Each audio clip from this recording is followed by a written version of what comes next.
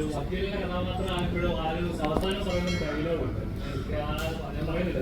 അപ്പം അങ്ങനത്തെ ചില ഇപ്പോൾ ഒരു നിയമത്തിന്റെ മുന്നിൽ നിൽക്കുന്ന ആരാണ് അയാളെ സപ്പോർട്ട് ചെയ്യുക എന്നുള്ളതാണ് ഒരു കാര്യം. പക്ഷേ ഇങ്ങനത്തെ പല കേസുകളും നമ്മുടെ സൊസൈറ്റി നടക്കുന്ന സമയത്ത് പലപ്പോഴും കഴിഞ്ഞിടയ്ക്ക് തന്നെ ഒരു വാർത്തയുണ്ടായിരുന്നു. ഒരു അധ്യാപകന് നേരെ ഒരു വിദ്യാർത്ഥി കൊടുത്തൊരു കേസിന്റെ പുറകെ അദ്ദേഹം 5 വർഷം ജയിലിൽ കിടന്നത്.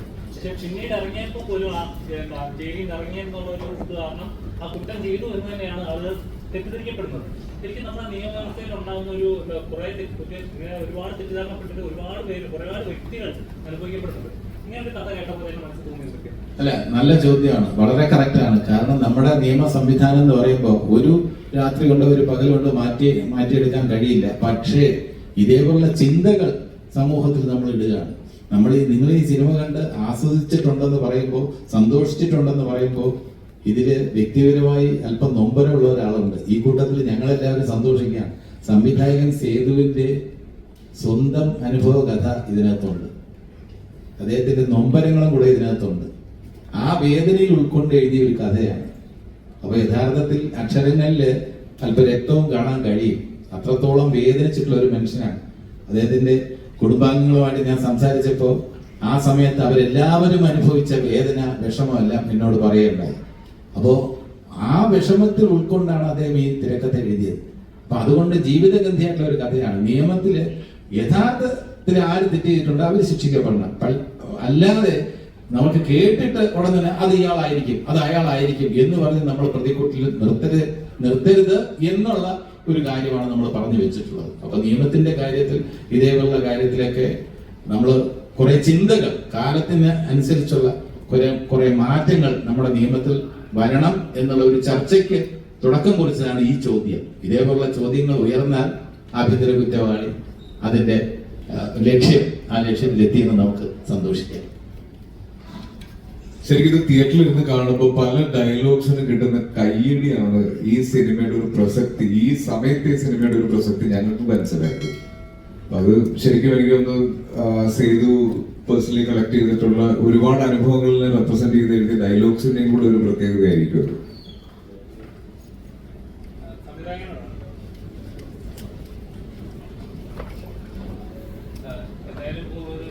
സിനിമ ചെയ്യാന്ന് പറഞ്ഞ ചെറിയൊരു കറേജ് അല്ല, ഒരു സബ്ജക്ട് പ്രഷറിലേക്ക് എത്തിക്കുക, അത് ഒരു കുറച്ച് ഹ്യൂമറോടെ തന്നെ അത് പ്രസന്റ് ചെയ്ത് ആ പെയിനോടെ ചെയ്യുക എന്ന് പറഞ്ഞ ചെറിയൊരു കാര്യമാണ്. അപ്പൊ അതിന് അപ്പം ഇങ്ങനൊരു സബ്ജക്ട് ചെയ്തു എങ്ങനെയാവും റിസൾട്ട് എന്നൊരു പേര്. കാരണം ഒരുപാട് സ്ത്രീപക്ഷ സിനിമകൾ വരുന്ന കാലഘട്ടമാണ്, പ്രൊമോട്ട് ചെയ്യുന്ന സിനിമകളാണ് അങ്ങനത്തെ സിനിമകൾ. പക്ഷെ ഇങ്ങനത്തെ സിനിമ ഇറങ്ങി കഴിഞ്ഞാൽ എങ്ങനെയായിരിക്കും കോൺട്രവേഴ്സി ആവോ എന്നൊരു പേടിയുണ്ടായിരുന്നു?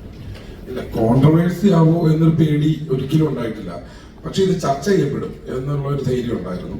പിന്നെ അതിന് ആദ്യം വേണ്ടത് ഒരു നായക നടൻ. അറിയാലോ, ഒരു സിനിമ സംഭവിക്കണമെങ്കിൽ എപ്പോഴും ഒരു നായക നടൻ അദ്ദേഹം ആ റിസ്ക് ഏറ്റെടുക്കാൻ തയ്യാറാവണം. ആസിഫ് ബ്രോയോട് ഞാൻ കഥ പറഞ്ഞപ്പം ആസിഫ് ബ്രോ തന്ന ഒരു വെൽക്കമിങ്, അതാണ് ശരിക്കും ഈ സിനിമ മുന്നോട്ട് വരാനായിട്ടുള്ള ഒരു കാരണം.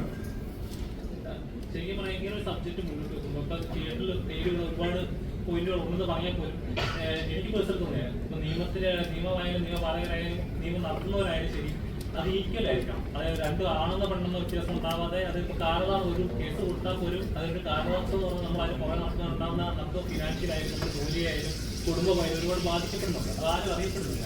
അതൊക്കെ ഈ ചെറിയ സീനുകളാണ് നമുക്ക് കൃത്യമായിട്ട് കൺവേ അപ്പോൾ ശരിക്കും നിയമത്തോടുള്ള നിയമപാലകരോടുള്ള ഒരു ചോദ്യമല്ലേ?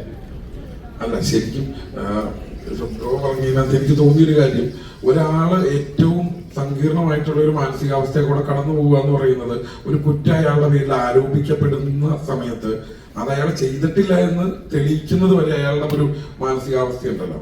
അതാണ് ഒരു രീതിയിൽ ഈ സിനിമയിലെ സഹദേവനാണേലും ഈ പറയുന്ന മക്കാരിക്കയുടെ ക്യാരക്ടർ ആണെങ്കിലും സിന്ധുവിന്റെ ക്യാരക്ടർ ആണെങ്കിലും എല്ലാവരും വഴി ഞാൻ പറയാൻ ശ്രമിച്ചത്.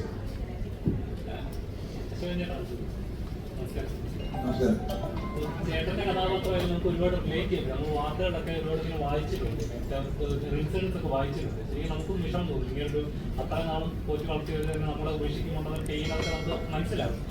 ഇങ്ങനൊരു കഥാപാത്രം കിട്ടുമ്പോൾ ചേട്ടൻ മനസ്സിലൂടെ പോയ കാര്യം എന്തൊക്കെയാണ്? അല്ല, ഇത് തന്നെയാണ്. നമ്മൾ ഇതുപോലെ ഒരുപാട് വാർത്തകൾ കേട്ടും വായിച്ചും ഒക്കെ നമ്മൾ അറിഞ്ഞിട്ടുണ്ട്. ഒന്ന്, രണ്ടാമതിനെ കുറിച്ച് വളരെ വിശദമായിട്ട് സേതു എനിക്ക് പറഞ്ഞു തന്നു. ഈ ക്യാരക്ടറിൻ്റെ ഡെപ്ത് എന്താണെന്നും ഒരുപാട് സീനുകളൊന്നുമില്ല ഷോട്ട്, അതിൽ കുറച്ച് സീനുള്ളൂ. പക്ഷെ ഞാൻ പറഞ്ഞ അതിൽ തന്നെ അധികമാണ്. ഇത് പെർഫോം ചെയ്യേണ്ട ഒരു വേഷമാണ്. ആ പെർഫോമൻസിൽ ചാൻസ് ഉണ്ട് ഇതിൽ. അത് 1-2 സീൻസിൽ മാത്രമേ ഉള്ളത്. ആ സീൻസ് എങ്ങനെയാണ് അത് ചെയ്യേണ്ടതെന്നുള്ളൊരു നറേഷൻ എനിക്ക് ചെയ്തത് കിട്ടിയിട്ടുള്ളതാണ്. കാരണം അത് നമുക്ക് ഭയങ്കര പെയിൻഫുള്ളായിട്ടുള്ള ഒരു ക്യാരക്ടറാണ്. അപ്പോൾ ആ ക്യാരക്ടർ ഉണ്ടാക്കുമ്പോൾ തന്നെ അതിന് പകുതി ഉണ്ട്, പിന്നെ ബാക്കി നമ്മൾ പകുതി അഭിനയിച്ചാൽ മതി. അപ്പോൾ അത് നല്ല പോസ്റ്റിംഗ് ആയിരുന്നു. അത് എവിടെയൊക്കെ വരുന്നു, എവിടെയൊക്കെയാണ് അതിൽ പെർഫോം ചെയ്യുന്ന സ്ഥലങ്ങൾ എന്ന് പറയുന്ന അവിടെ നമുക്ക് ചെയ്യാൻ പറ്റി എന്നുള്ളത് തിയേറ്ററിലെ ആൾക്കാർ അത് കണ്ടിറങ്ങിയപ്പോഴാണ് ആൾക്കാർ പറഞ്ഞത് മനോഹരമായിട്ടുണ്ടെന്ന് പറഞ്ഞത്. അതിന് ഫുൾ ഉത്തരവാദിത്വം സേതു തന്നെയാണ്. സേതുവിൻ്റെ ചിലപ്പോൾ സേതു എവിടെയെങ്കിലും കണ്ടിട്ടുണ്ടാകും ചിലപ്പോൾ ഇയാൾ. പക്ഷെ നമുക്ക് അറിയാവുന്ന സമൂഹത്തിൽ നമുക്ക് അറിയാവുന്ന ഒരാൾ തന്നെയാണ് ഈ മക്കാരിക്ക.